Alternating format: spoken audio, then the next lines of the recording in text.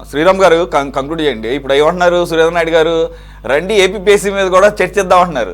DSC మీద చర్చించడానికి రావడానికి వాళ్ళు సిద్ధంగా లేరు. ఇంకా ఏపీపీఎస్సీ గ్రూప్ 1 అంత పెద్ద బ్లండర్ సిట్ రిపోర్ట్ వచ్చిన తర్వాత ఇంకెందుకు వస్తారు వాళ్ళు? అది బేసిక్. సరే, ఎలాగో వాళ్ళు రావణ ముందు చెప్పేశారు కాబట్టి ఇప్పుడు ఎల్లుండి అసెంబ్లీలో అంటున్నారు చంద్రబాబు నాయుడు గారు, మరి మండలిలో కూడా చర్చ జరగాలనేది అప్పుడే కదా బొత్స సత్యనారాయణ గారి హావభావాలు ముఖ కవళికలు ఎలా ఉంటాయి అనేది. మరి ఆయనే కదా, ఆయన కూడా విద్యాశాఖ మంత్రిగా ఉన్నాడుగా. ఫస్ట్ ఫేజ్లో ఆయన లేడు, సెకండ్ టర్మ్లో అనుకుంటా ఆయన ఇచ్చారు. కానీ మొత్తం 5 సంవత్సరాల పాటు స్ప్రెడ్ అయ్యి వచ్చింది కదా. 2020 దగ్గర నుంచి స్టార్ట్ అయింది ప్రాసెస్. ప్రిలిమ్స్, మెయిన్స్, ఇంటర్వ్యూలు, రిక్రూట్మెంట్లు ఇవన్నీ. మరి ఆదిమూలం సురేష్ అనుకుంటా మొదటి ఫేజ్లో ఉన్నది. మరి ఆయన కూడా బాధ్యత వహిస్తాడా అంటే నాకు విద్యాశాఖకి ఎంతవరకు ఇది రిలేట్ అయి ఉంటుంది సార్? అసలు దేనికి రిలేట్ అయినా దేనికి రిలేట్ అవ్వకపోయినా అసలు వాళ్ళందరూ కూడా అసలు మాట్లాడింది అక్కడ బొత్స సత్యనారాయణ గారు అసలు ఏనాడన్నా విద్యాశాఖ గురించి మాట్లాడా? విద్యాశాఖ మంత్రిగా ఉంది ఎప్పుడు ఆ టైంలో అందరూ సకల శాఖ మంత్రి గారే కదా మాట్లాడింది. మాట్లాడలేదు కదా అసలు. విద్యాశాఖ మంత్రిగా ఉన్న ఆయన ఆ టైంలో మాట్లాడేవాళ్ళ. సరే, కానీ ఇప్పుడంటే బాబు ముఖ్యమంత్రి గారి అబ్బాయి కాబట్టి ఇప్పుడు విద్యాశాఖ మంత్రి ఇక్కడ గట్టిగానే మాట్లాడుతున్నాడు. సరే, మనం అందరం చూస్తున్నాం. అయితే ఈ ఏపీపీఎస్సీకి సంబంధించి గ్రూప్ 1కి సంబంధించి ఖచ్చితంగా దొరికిపోయిన దొంగలు వీళ్ళు. కాకపోతే ఏంటంటే దీన్ని ఎంత దూరం తీసుకెళ్తారు, ఎంత దూరం లేట్ చేయగలుగుతారు, దీని మీద చర్యలకి రాకుండా ఉండడం కోసం ఎంత దూరం తీసుకెళ్ళగలుగుతారు. ఇప్పుడు ఈ హైకోర్టు అన్న దాని మీద మళ్ళీ సుప్రీంకోర్టుకి వెళ్తామనో ఇంకోటనో ఏదో చేస్తారో. ఇంతే తప్ప వీళ్ళు చేయగలిగింది ఖచ్చితంగా దొరికిపోయారు. అసలు ఓఎంఆర్ దాంట్లో వైట్నర్లే పెట్టారని చెప్పి ఫోరెన్సిక్ ల్యాబ్ నుంచి వచ్చిన తర్వాత ఇక అసలు వీళ్ళు ఏం చేస్తే మాత్రం ఏం ప్రయోజనం? ఇప్పుడు మీరు చెప్పినట్టు అక్కడక్కడ ప్రైవేట్ ప్లేసుల్లో అన్నింటిలోనూ మూల్యాంకనాలు, ప్రైవేట్ వ్యక్తులు మూల్యాంకనాలు తీయటాలు, ఒకదాన్ని 3 సార్లు మూల్యాంకనాలు చేయటాలు, దాని మీద అసలు ఆ వైట్నర్లు పెట్టడాలు ఇన్ని జరిగిన తర్వాత అది కూడా కాకుండా అసలు దాంట్లో సెలెక్ట్ అయిన అభ్యర్థుల్ని కూడా ఇంపార్టెంట్ కాని శాఖల్లో ఊరికే పక్కన కూర్చోబెట్టారు వాళ్ళందరినీ కూడా.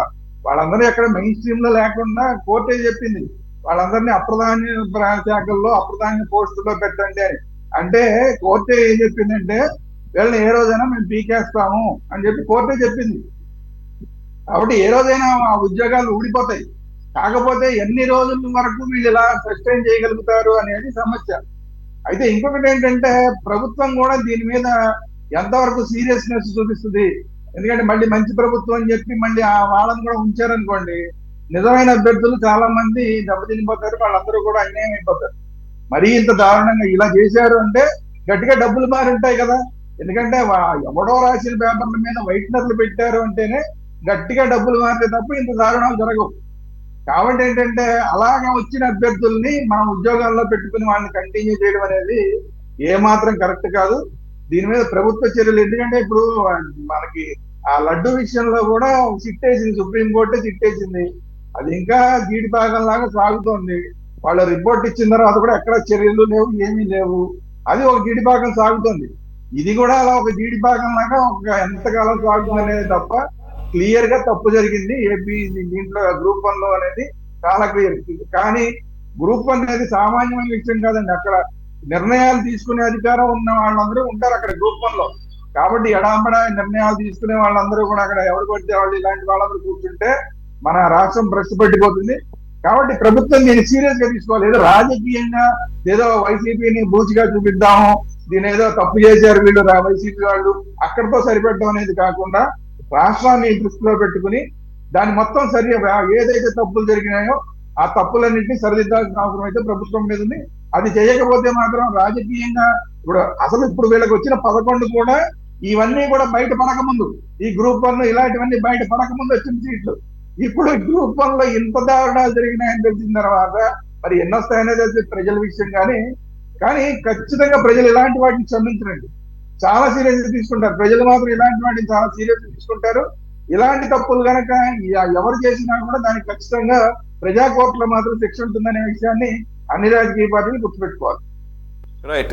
ఈ పరిస్థితుల్లో జరుగుతున్న అసెంబ్లీ మండలి సమావేశాలు 4 రోజులైనా కానీ ఈ 2 హాట్ టాపిక్స్ లాంటివి ఉన్నప్పుడు మొదటి రోజు అసెంబ్లీ హైలైట్ అయింది. రేపు ఎల్లుండి ఈ రెండు అంశాల మీద మండలి అసెంబ్లీలో ఎటువంటి చర్చలు జరుగుతాయి అనేది ప్రజలందరూ కూడా ఆసక్తిగా గమనించేటటువంటి పరిస్థితి ఉంది. Thank you very much for joining Sriram garu, Moinuddin గారు, వెంకటేశ్వరరావు గారు అండ్ సురేంద్ర నాయుడు గారు. ఇది వాళ్ళ టాప్ డిబేట్. మరో అంశంతో మళ్ళీ కలుద్దాం. State into city 24.